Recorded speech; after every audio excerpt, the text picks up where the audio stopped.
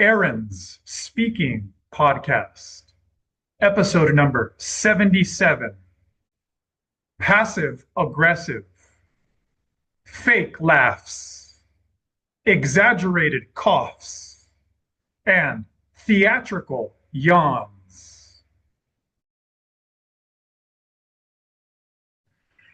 There's been many times when I've been in a cafe, like I remember when I was trying to study when I was in university, and I'll be positioned in the corner of a cafe, seated facing the corner. I'm there to do work. To anybody who sees me, it's clear that I'm in my own world. I have my books, I'm writing, I have my computer open, and I chose to seat myself so that I'm facing the corner, so that I'm least distracted visually by anybody else coming into the cafe. And I remember my hope, my desire was to study, to get my work done as quickly as I could, as efficiently as I could. And I think there were people who didn't like that. I think that a lot of people, myself sometimes, go to cafes to mingle, to socialize, to hope for the random encounter with a new friend or a new significant other. And getting back to fake forced laughs, I felt like there were multiple times when people wanted to burst my focused bubble. They saw that I had isolated myself and put myself in a position to be able to not be distracted visually. And maybe they didn't like that. Maybe they wanted an environment where everybody is socializing, everybody is a possible friend. There are times when I want that environment, but unlike these people I'm about to tell you an example of, I didn't try to affect other people with a fake laugh. Have you ever heard somebody, have you ever felt like somebody's laugh is exaggerated? It's not appropriate for the thing that happened before that. It's too loud, it's too strong, it's too powerful. I have many times. Getting back to this example, I felt like the fake laugh that I heard was to they could see that I wanted to focus, I wanted to be left alone, I wanted a quiet, non-distracting environment. And they wanted to have some power, some control, some influence over that. Again, this intention might be partially good in that they want to socialize with everybody, they want everybody to be a potential friend, but the action wasn't good. It was doing something that somebody else doesn't want because the other person doesn't want it. It was an exercise like, there's nobody in this cafe who's going to stop me from doing this, so I'm going to do it. Unfortunately, I have felt like that's why people have done things like that before. What about you? Do you have any examples of forced laughs? Has there been any times, have there been any times when you feel like somebody is faking a laugh, you can tell that it's too strong of a laugh. It's too loud. It feels forced. It's fake. Have you ever felt like anybody is doing that to change the environment for their best interests and not necessarily your best interests or the best interests of the majority of people in the room, in the environment? Have you ever felt like fake laughs? Have you ever felt like forced laughs come from a place of insecurity and they're meant to overcompensate? I look forward to hearing your examples. Let's be kind to our fellow brothers and sisters as we talk about these examples. What is it that gets us to do this sometimes, and how can we best respond? Continuing to be nice to our fellow brothers and sisters of the world as we talk about this, remember that our intention here is not just to talk about something that's negative, it's to talk about something that's real, it's to talk about something in an honest way. And we're going to take more steps, at least one more step than just describing something negative. So my challenge to you is to think about how does this fit into your worldview? For those of you that are religious, how does this fit into your religion? How should you act after noticing this negative phenomena in society more often? For those of you who are not religious, how does this fit into your worldview? I am less likely to know what the specifics of your worldview are if they are not as common as one of the world's major religions are.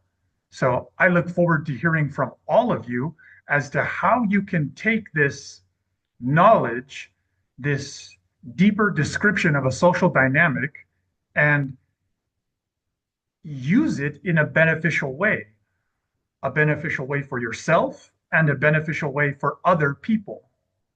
And I challenge you to go further than just this step of negativity. The second step is, how can you be a prism? How can your worldview turn this into a positive thing? Exaggerated coughs, very similar to the fake laughs. I've noticed that this is an attempt to throw a sound, throw an energy into the room or into the setting in order to influence others in a passive aggressive way. This is not the way you cough when you're alone or the way that you cough when you're with the person you like with the number one person that you like the most in the world, in your life. It's almost like the 21st century. It's usually a man that does this.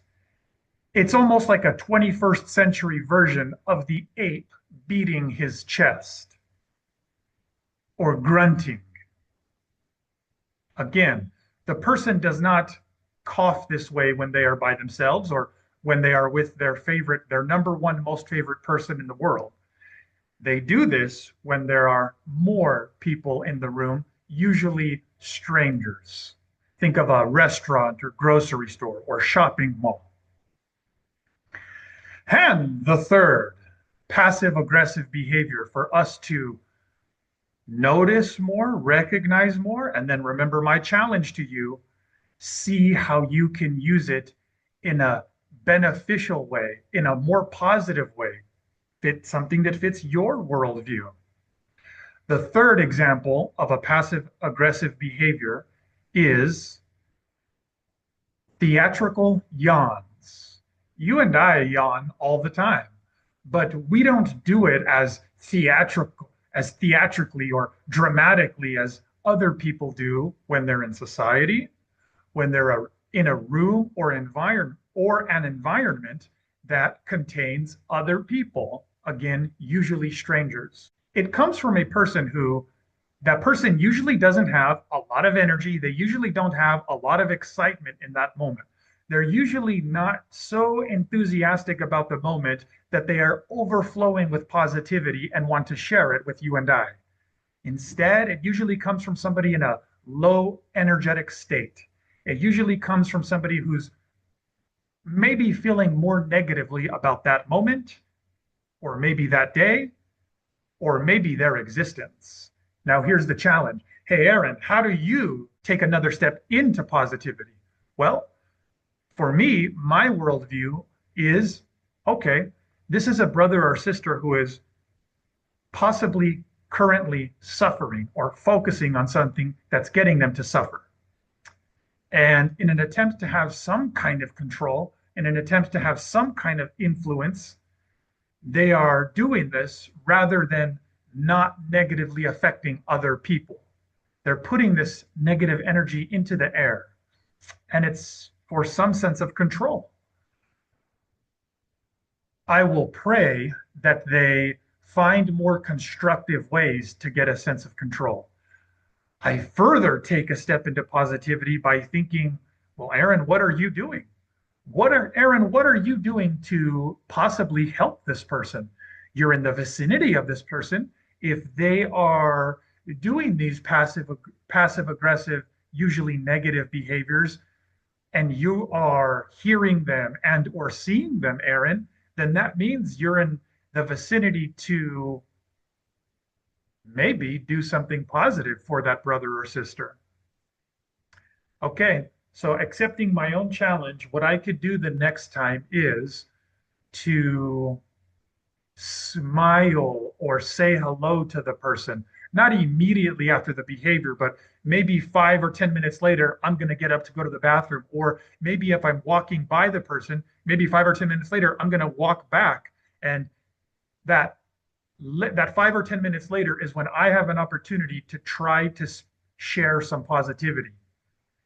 I know it's not going to work all of the time. I know it's not going to uplift my brother or sister's spirit all of the time.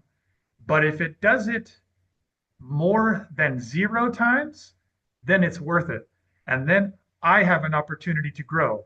The reason why I, possibly you, don't attempt to share more moments of positive encouragement or positive energy with other people who are negatively, passive aggressively trying to affect us is because we're afraid that our positive efforts are going to be in vain.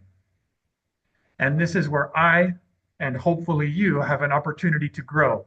We can say, I can say, and I hope you do too, I invite you to do the same. I can say, if I do it 10 times, at least 1 or 2 people are going to respond positively. Hey, Aaron, what about those 8 or 9 times when the person doesn't respond positively and it was a waste of your energy? It was a waste of your focus. Maybe you even made yourself more vulnerable to their negative passive aggressiveness. Well, that's where I have an opportunity to grow and let it be water off of a duck's back. Only because of you, I cleared my TOEFL in 2025, and I'm ready to write my FPGA and will be a pharmacist. So I think everyone who wants 26, they should meet you. So that will help them to pass their exam faster. The TOEFL. So if you are a foreign student and if you want to get 26 in TOEFL, I suggest each and everyone to take classes with Aaron. The main purpose behind that video is to educate other students that everyone has their own way. Okay. But just go like stick with someone. Believe me, like the templates, maybe some people will get the 26 using templates, but it's not because they use the strict template, the templates as it is.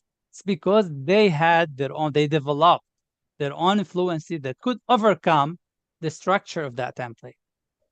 A person that you can see and hear, the speaking templates are wrong.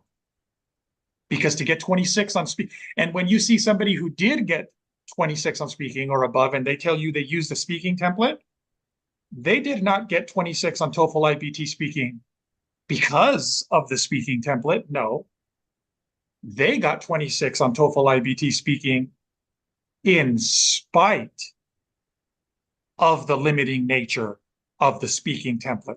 They got 26 on TOEFL IBT speaking because their speaking fluency was so good, is so good, that it was able to overcome the limiting structure that is speaking templates. I never got 26 using AI website. Okay, but you did on the real test after meetings with me. Yeah. If you want to see more videos with people giving you their best advice on how they got their 26 on TOEFL IBT speaking,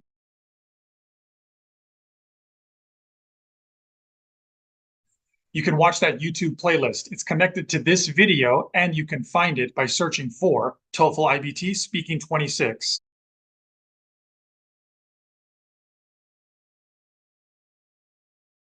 You can also find it by going through speaking26.com. These are people who before were not getting 26 on TOEFL speaking and after did get 26 and pass their tests. I asked them, hey, can you give your best advice to people who are still taking the test? How did you go from not passing to passing? When I read about the TOEFL exam, I didn't really think much of it. I just thought, okay, straightforward thing. It's an English exam. How difficult can it be? The pharmacy board needs specifically 26 in speaking. I used to change the template. Maybe this is more advanced, so I will use this the next exam, and I try to practice this for maybe a month or two.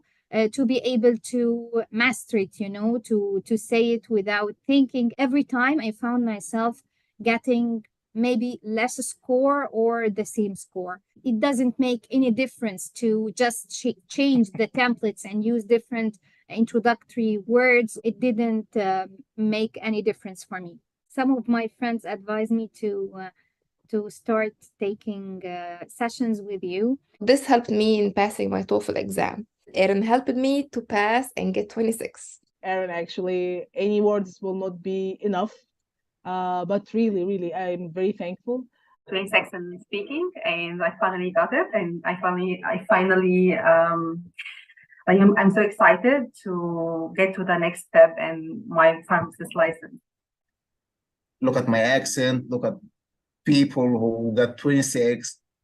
So just surround yourself with people who motivate you. Look, I passed. That bit that's missing is probably the most important bit to get you to 26. Yes. And that's the bit where Aaron, I felt, helped me realize where I was going wrong.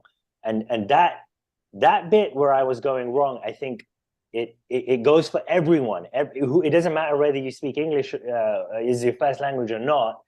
That bit that was missing is something everyone really needs to understand in order to get that 26. Once you are in the level that you need to become advanced in order to get the 26, you need to get rid of the templates. Template will hinder your ability to deliver the question, because it shows that you are reading something or you are not speaking, you are reading. I was using completely different template or different way. I started to apply your way, and once I started to practice your way, oh, it's easy for me. That was really good for me. It really helps me because with this in my mind, I could speak faster, and because I was confident. It's challenging, but you know, after you pass it, the feeling of victory, it's worth it. As English is my first language, I thought the speaking templates would be enough to get me the 26 that I needed. Unfortunately, it wasn't, and I only scored a 23. Your lack of getting 26 is not due to your speaking ability. It has been due to your less than optimal strategy. Get rid of the training wheels. The templates were like, oh my God, why did they create those templates? Aaron, you are a big helpful for students like us. We need somebody to like stir revolution in our heart inside, give life to our conversation. And this will never happen through other sites like they have exact traditional pattern, the template, first, second, for example. Don't say, for example, the second time, for instance. Really? And like robot, I felt myself without life. I don't have the freedom to speak.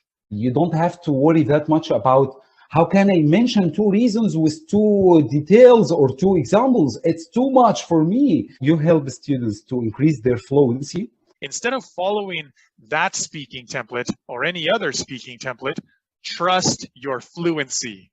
For the students who are taking with you, trust this guy. He's amazing. He will shift or improve your level as soon as possible. Like this, jump my score from 23 to 26, like this. How many hours I took with you? 5. Look at this. 5 hours in 2 weeks.